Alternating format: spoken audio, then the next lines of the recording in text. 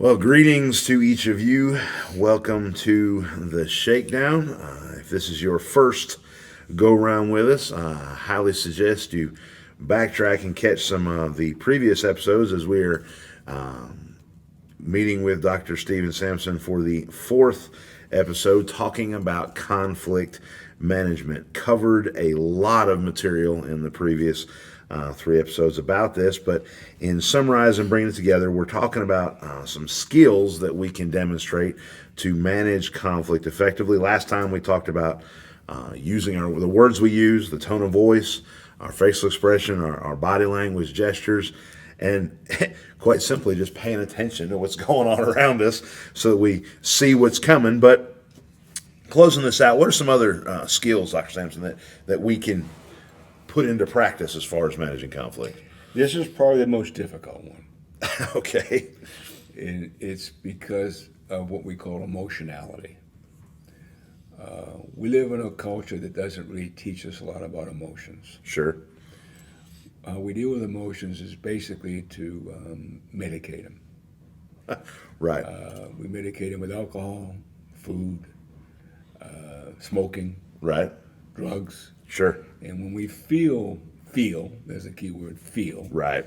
we tend to manage our emotions in a way that's somewhat artificial. We basically, we may overeat, we may overdrink, we may over smoke, we may take drugs. And what happens is that's kind of a naive way to think about it. Years ago, actually, I was doing some training for a group, and they were corrections folks, and they would also, it was a federal government juvenile program, and I get picked up at this airport by this driver. It was just him and I in this vehicle with a van, and we're riding along, and he says to me, "What do you do?" And I said, "I don't tell him I'm a psychologist. I know what that's going to start." But then he said, I said, "I'm an educator." He said, "Well, I read you were a psychologist." I said, "Oh, yeah, I'm a psychologist." This is a cute story. So he says to me, "Do you mind if we talk along the way about some things?" I said, "No, go right ahead. I'm in the back, he's up in the front." He said, "I used to be an alcoholic." I go, "Oh, okay." He said, "And something happened recently. I was in an AA meeting, and I want to ask you about it." Okay. I said, "Okay." He said, "I quit drinking about 2 years ago." He said, "I lost my marriage over it. I lost the business that I had. I'm not planning on always driving a van." I said, "Well, there's nothing wrong with driving a van." He said, "No, but I've lost my life because of that." Yeah. And I was in this meeting, and this elderly woman who'd been an alcoholic, and she was probably in her late 60s, said to me, "When did you start drinking?" And he told her, he said, "Well, I was 18. I was probably drinking a six-pack a day." And he said, and then he said, "I quit drinking," as I said to her, 2 years ago. And she said to him, "Well, okay. So basically then you're now 40 years old." He said, "Yes. And you quit drinking 2 years ago when you're 18 when she died." He said, "Yeah." He said, "Well, that makes you 20 years old emotionally." Interesting. And what does she mean by that? I said, she's very wise to say that to you. It's very profound. He said, "Well, what does that mean?" He said, "Well, she was trying to tell you that possibly, even though you haven't been drinking Right. for the last 2 years, your emotion never grew up because you never dealt with your emotions, natural emotions. You drank." Interesting. And she said, "So that emotional maturity is not there." So she said, "You may be 20 years old emotionally right now to me." Now, whether it's exactly 20 or not is irrelevant, but Right. your point's well taken. You ever heard the expression, "the dry drunk"? Well, what that expression means is a lot of people who quit booze because they no longer can use that to control their emotions can be very temperamental. They call it the dry drunk. And they're trying to sober up. And that can last a long time. Right. And so her point was well taken. When you medicate emotions, either by whatever, in that case alcohol, you don't experience natural emotions your whole life. You don't know how to regulate your natural emotions. That was her premise. And I said it was very wise of her to say that to you. She's right. So I guess that's how I want to lead this into right now. Emotions are our biggest cause of conflict. That would make sense. And it's the least studied in science. We haven't studied emotion. I had a book written, Emotional Intelligence, now it's about 30 years ago. Now, there's just studied it, but not as a formal science. Right. You have to define emotion. The E, and then emotion, comes from Greek again, like intelligence in Right. a prior podcast. The Greeks studied emotion. Aristotle was intrigued by them. Others were. And the E in the Greek language means two. So when you put E in front of a word, it means two, T-O. Okay. Motion comes from the word action. To cause motion. To cause an action. Makes sense. So the Greeks felt that without emotion, there's no action. Something prompted that action to happen. And we might call it to motivate, if that's what you want Right. to call it. You can watch athletic teams, for example, when they're getting beat, they lose their motivation. Well, they've lost their heart. They've lost their drive. Yes. So in the Greek philosophy was to motion, they meant motions do two things. They affect the way we think, not just the way we act. Right. To move, causes us to think a certain way and causes us to act a certain way. Yes. So, for example, anger causes us to fight. Basically, fear causes us to flight. Sad causes us to freeze. Sometimes we call that depression. Happy causes us to seek what makes us happy, to seek.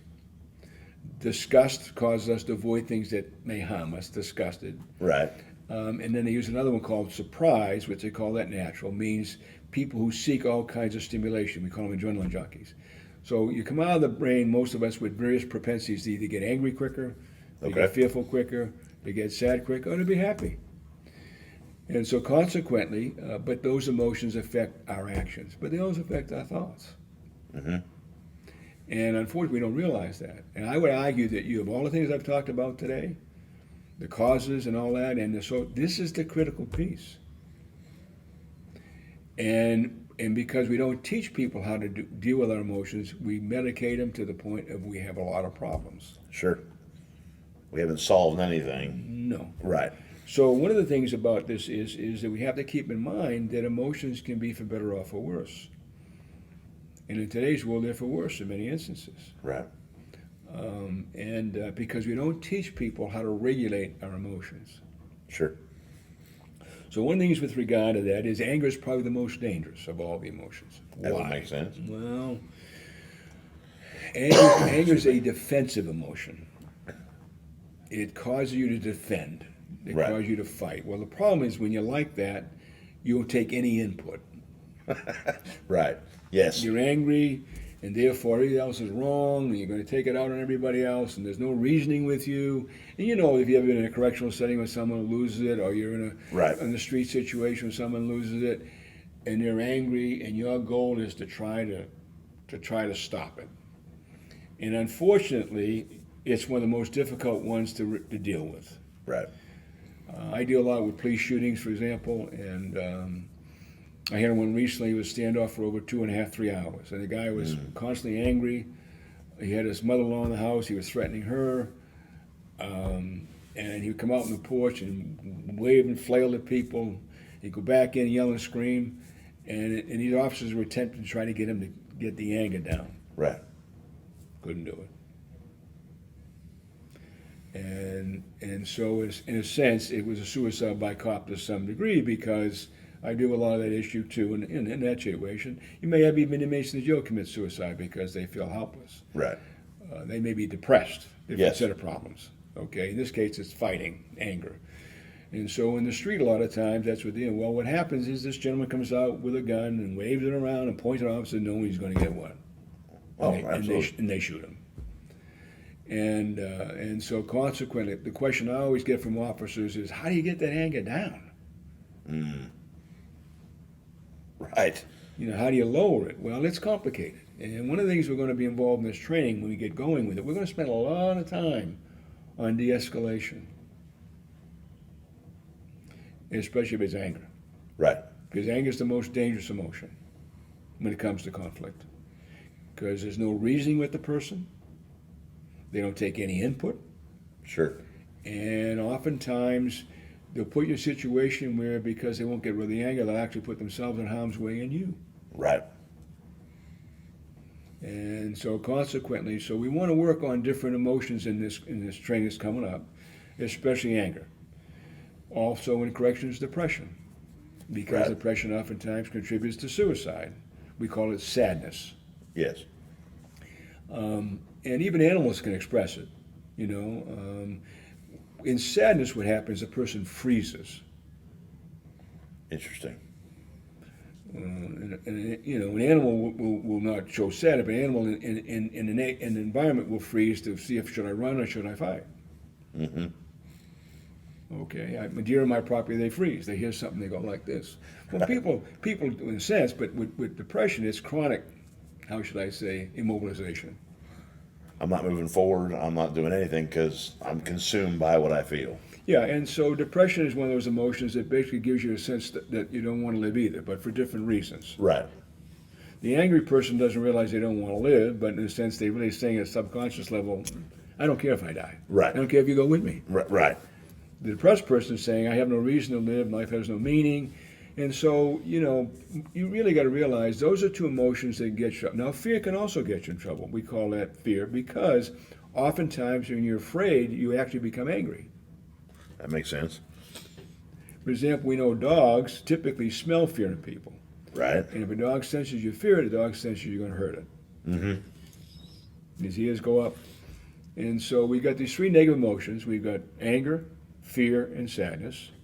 And you have to teach people, look at these emotions get you in trouble. And you can't medicate yourself every time you get sad, every Right. time you get mad. Right. Okay, you just can't do that. So what you have to learn how to do is to process those emotions. I'm not someone who advocates the free expression of feeling. I'm not someone who advocates the suppression of feeling. I don't Okay. either way. I tell people you can't suppress them because they're going to catch up to you. Right. You can't express them because they're going to get you in damn trouble. Right. So what you better learn to do is regulate them. Mm. What does that mean? Well, we're going to spend a lot of time on processing feelings in this training. I want to process the anger. I want to process why I have the anger. Okay. I want to process the fear. I want to process why am I afraid. And that's something that really is powerful because what you're doing then is you're teaching people to self-control their emotions. Sure. Right. For example, if I sense that I'm angry about something, Mm-hmm. the first thing I do is I tell myself, okay, you're mad. What are you mad about? Okay. Because I don't want that anger to be perpetuated on how I act Right. and how I think. And so I have to say to myself, okay, emotions don't occur in a vacuum. Right. There's called cause and there's effect. Cause is what's caused, effect is the emotion. Right. So if what I'm thinking is causing me to feel this way, Mm-hmm. or what I just experienced is causing me to feel this way, I have responsibility to not let how I think and how I see it affect how I feel for the next action. Look at road rage, for example. Right. Yes. I mean, you watch people, and you got people today, even a verbal slight sets them off. Mm-hmm. You looked at me funny, I think I'll kill you. Well, what the heck is that about? Right. Yes. Come on. You know, and interestingly enough, one of the things, you know, years and years ago, I've been around a long time, and I interviewed some people in death row. Okay. Now, some of the people in death row, they're psychopaths, but some of them are just people who made a very bad decision in a day in their life. Right. Emotions took total control. Yes. And when I interviewed someone, they would say to me, I don't know where my head was at. Right. If I Right. could go back, I'd take it back. You Yeah. can't. You can't. Right. You did it. And what it is those emotions that day and time triggered that behavior, which caused them to do something horrendous. Yes. Did they feel regretful? Some of them do. Right. But the reality is they did it. Right. So you got to realize that. In the world of terrorism, for example, terrorism is perpetual anger. I'm feeding it. Yeah. Okay? Okay. So what we have to do in this section in conflict is we got to teach people to process emotion. We got to process why we're angry. We got to process why we're afraid. We got to process why we're down. And we got to basically understand that when that happens, we can get in conflict if we don't manage it. Sure. So, for example, I walk into my own home, if I sense that I'm a little bit irritated about something, it has nothing to do with my wife Right. or my life or even my dog, I'm not going to take it out on him. Right. That's dumb. Because now you have two problems. I got two problems. Now I got anger at home. Right. And I'm on the couch. Yeah, right. So, and my dog's looking like I'm an idiot. So I got to think, I don't do that. So I have to think to myself, okay, I'm mad. Why am I mad? And what am I going to do about that? What am I going to do to get that under control? Yes. Yes. Right off the bat. So that's part of the issue with conflict. But then the other aspect comes through. How do I express emotion to people if it's negative? So it doesn't cause conflict. Sure. So if I'm going to express my emotion, it's a form of regulating because I can get it out. Right. And a lot of times, a post-traumatic stress is a good example. I do a lot of that. I see a lot of that. And when I bring someone in my office who's experienced a bad experience, I get them to verbalize their feelings about it. Now, they don't want to because they know if they verbalize it, it's going to cause those emotions to come back because they Sure. don't think about it. Sure. But if they don't verbalize it and they don't purge it, It's going to come out sometime. in some other way. Right. Something will trigger it. Right. So at that moment in time, I want them to express how they feel to get under control, to lower the conflict. Yes. Were you dealing with inmates, or you're dealing with people on the street, or whatever, you've got to learn to help them verbalize emotions so they act it out. They don't do something, that gets them Yes. in trouble. And so you got to learn how to communicate your emotions, but you also have to let other people learn how to do that. Yeah. Now, if you're a person who's a supervisor, and you got an employee, an officer, whatever, who's having a difficult time, and they come in your office, for example, and they have a lot of feelings behind it, they probably aren't going to tell you how they feel, but your job is to try to get them to tell you how you feel. Right. Right. If they get it out with you rather than out there. And even if they're mad at me, if they're mad at me Sure. as a supervisor, that's fine. I'm not going to worry about that. Now, they may have their thoughts wrong about why they're mad at me, Right. and I may have to tell them the way they're seeing it's not what happened. Right. But if they see it that way and they're angry, I say, well, there's another side of the story here. Yes. And so, but I'm letting them express it. But in doing that, I have to get the person who's the supervisor or even the officer to not let negative emotion get them upset. So if someone Right. expresses a negative emotion to me, like I don't get mad about it. I don't let their emotions do what to me. Here's the problem: emotions are contagious. Sure. Yes. So if you're mad at me, I'm probably going to get mad at you. If you're mad at me, I'm going to avoid you. You can't do either one. Right. So I tell people to manage your emotions. You can't fight, you can't flee. You got to manage. Correctional management techniques. You want to manage something, you can't run, you can't attack. So if someone's angry at me, I have to stand my ground. Right. I have to learn skills to get them to calm down. I get those skills inside myself to not let me get angry because they're angry. Right. And therefore I get everything under control. This is very difficult to teach, I imagine. and especially with males. Because males typically have more difficulty expressing their feelings. And there's a reason why. And I'm not saying that. And that's why sometimes female deputies are better at certain situations than male deputies are. Because females typically manage emotions better than males do. Mm-hmm. So when people years ago want to put females in jails, I say, well, yeah, you might want to think about that. There's some benefits to that. Sure. A bunch of macho males running around trying to regulate inmates' behavior. Right. Now, you got to have that too. Don't get me wrong. I'm not naive. Right. Well, here's the reason why.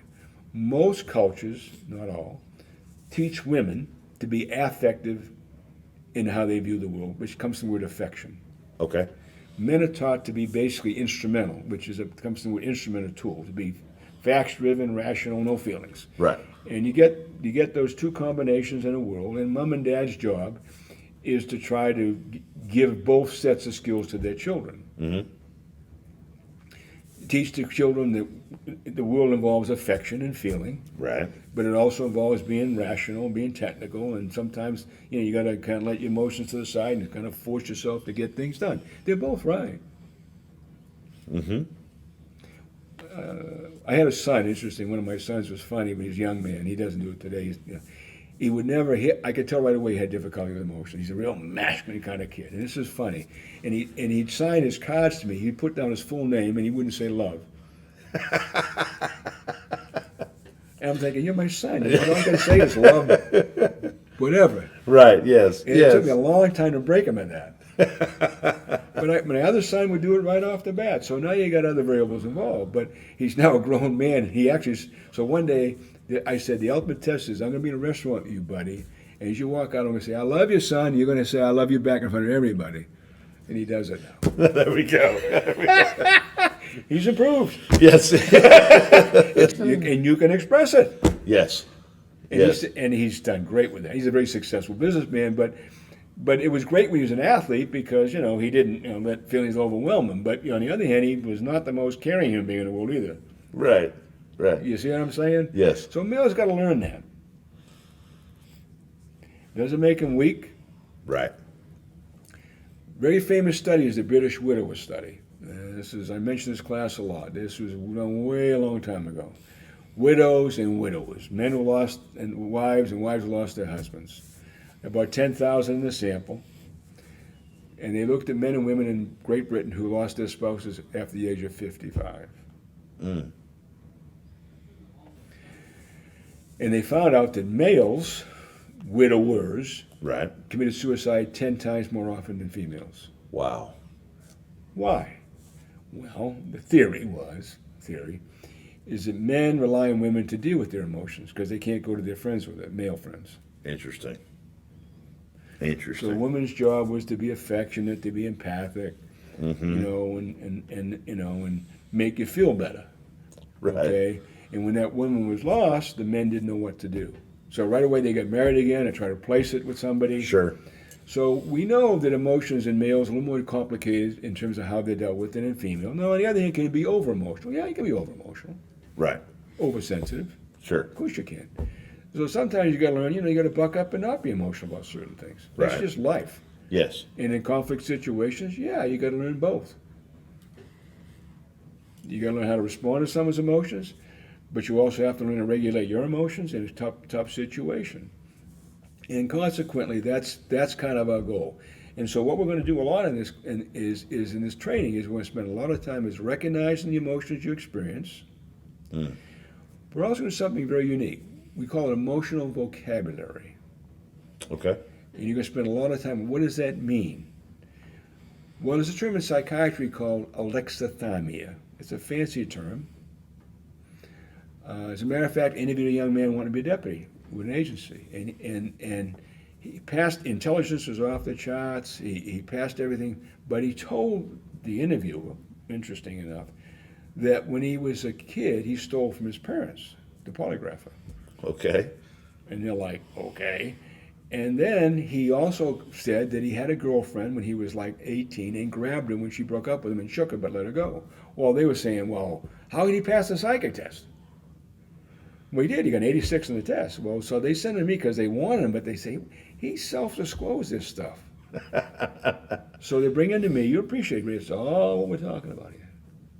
He comes in. He had no affect in his face, expressionless. Big dude, powerful-looking guy. Comes in, no emotion on his face, just flat affect in the face, sits down. He said, why am I here? I understand. I said, you did and you did. He said, okay. I said, you told the polygrapher that you stole from your parents, and you also mentioned that you had a girlfriend who broke up with you, and you shook her, but you let her go, and they're really concerned about that. He said, I felt bad about that. I shouldn't have done that. Okay. How were you raised? Well, I'm an only child, and I was homeschooled. Oh, problem number one. My parents are both in law enforcement, he says, veterans. And basically, they didn't have me bring friends to the house. I said, okay. So they're trying to censor evil out of the world, like bad things out. He said, yes. I said, okay. I said, have you ever heard of alexithymia? He said, no, sir. I said, well, by looking at you, you're alexithymic. It's not a mental illness, but it's an emotional problem. Excuse me. The A means non. Right. So A means, if you're asocial, you're non-social. Right. alexi means, A means non-lexi. Lexi means language. Okay. You're not able to express language. Thyme means sensation. He says, okay. I say, you don't realize it, but no one's ever taught you how to express your emotions in words, so you act them out. Alexithymia. I can't express my emotions in words. Thymia means emotion. And so when I can't verbalize them, I what? He said, when I grabbed that girl, he's a powerful looking guy. He said, I frightened her. And I let her go, and I'm thinking, what the hell was that about? But I did it. Yeah. But he's blatantly honest. Right. So that's why they were so confused. Right. He wasn't trying to hide it. They weren't trying to hide it. They're going like, so I had to call up the recruiter, and I said, here's the deal with this kid. I want you to hire him. He's going to be in the jail. And I started having him read about emotions. Okay. And about emotional vocabulary. And I gave him some recommendations. I also said, I said, I want you to go to the AP. I want you to go to have a counseling program. They're going to hire you so you can get AAP. And you better learn how to express your emotions in a way that's constructive. Right. But you got to have a vocabulary. Yes. So you don't physically act. Yes. Now, he's a bright guy. He said, I wish someone had told me that when I was younger. That's why I got in so much trouble. I would feel it, but I couldn't what? Yeah. Couldn't control Like it. a physical. Yeah. Then I felt horrible. Right. You see? So these are some of the things you want to work on in this training. I don't want you being a lexithymic correctional officer. Right. Yes. You might as well go boom. Yes. And talk. Yes. But you also may not be. So we got to understand this of all the training we're going to do in conflict, this is going to be the most critical one. Because negative emotions get you in big trouble. Okay, I guess we got to go here. What time you got?